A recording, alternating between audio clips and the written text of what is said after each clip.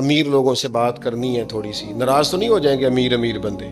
ہم پتہ کیا کرتے ہیں، غریبوں کو بڑی اذیت دیتے ہیں ذہنی طور پر. خرچے امیر زیادہ کرتے ہیں، مہنگی شادیاں امیر کرتے ہیں، غریبوں کے لیے حالات خراب ہو جاتے ہیں. نبی رحمت صلی اللہ تعالی علیہ وآلہ وسلم نے ولیمے پر ضرور جانے کا کہا ہے اور ولیمہ ضرور کرنے کا کہا ہے.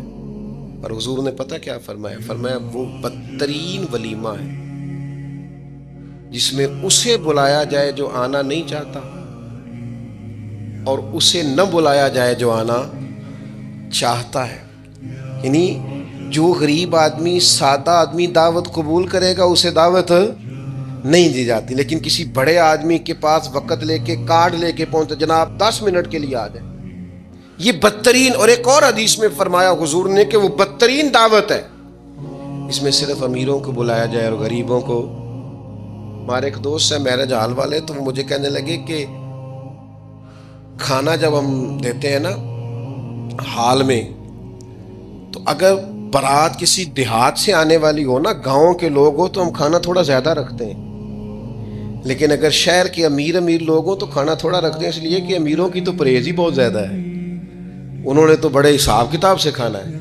تو غریب آدمی بیچارہ، اب غریب کو طلب ہوتی ہے، اسے روز گوشت نہیں ملتا، لیکن اس کے لیے ہم گنجائش دینے کو تیار نہیں ہیں. وہ بڑی خوبصورت مثال ہمارے استاد صاحب ہمیں سنایا کرتے تھے، کہتے تھے کہ غریب آدمی تھا، امیر دوست کی شادی میں چلا گیا، اور چلا اس طرح گیا کہ وہ ورکشاپ پہ کام کرتا تھا، تو وہیں سے فارغ ہوا تو اسی طرح کپڑے اس کے میلے کچیلے تھے، اس پہ گرد لگی ہوئی تھی. اب گھر جاتا تو دیر ہو جانی تھی، تو وہ بھاگ کے شادی میں چلا گیا. تو جو باہر کھڑا تھا نا آدمی، اس نے اندر ہی نہیں داخل ہونے دیا.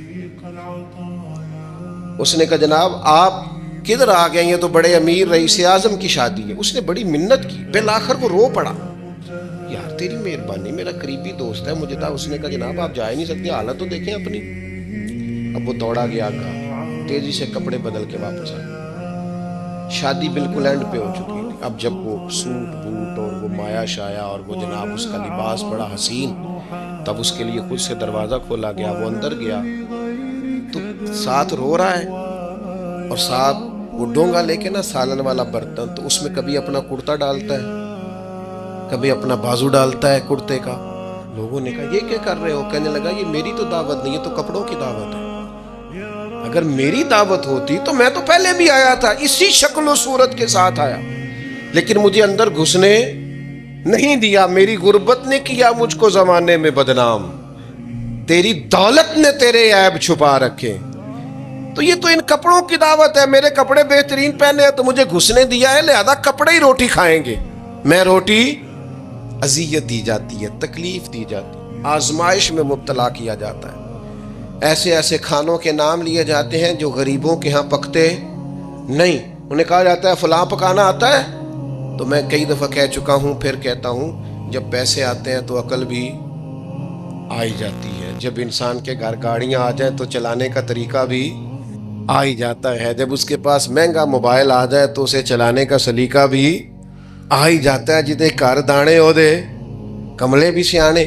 اذیت نہ دیں، تکلیف نہ دیں، کبھی کسی شخص کا مذاق نہ اڑائیں، کبھی کسی کا کوئی عیب نہ گنوائیں، کبھی کسی کو اس کے خاندان کی وجہ سے تانا نہ دیں، کبھی کسی شخص کو اس کے رنگ کی وجہ سے تکلیف نہ دیں، کبھی کسی کی زبان کی لکنت کی وجہ سے اسے پریشان نہ کریں، کبھی کسی شخص کے قبیلے کے باعث اسے آر نہ دلائیں، کبھی تکلیف نہ دیں.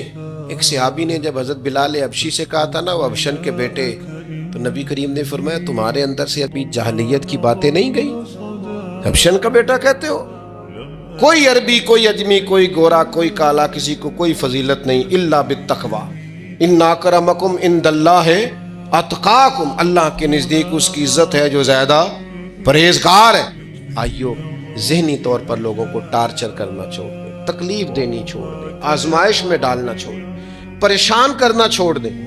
ہم اس طرح کا رویہ کرتے ہیں بعض اوقات کہ جو انتہائی خوفناک ہوتا ہے، کربناک ہوتا ہے، دردناک ہوتا ہے. لوگ اپنی زبان سے کچھ کہہ تو نہیں پاتے، کمزور ہوتے ہیں، لیکن اللہ کے حضور جا کے روتے ہیں. اس وقت سے ڈریے جب کوئی ہماری شکایت رب کی بارگاہ میں لگائے، جب کوئی کچھ بگاڑ تو نہ سکے پر اللہ رسول کے حضور جا کے کہے کہ اس نے بڑا ستایا ہے، تکلیف دی ہے. اس اذیت سے لوگوں کو بچائے۔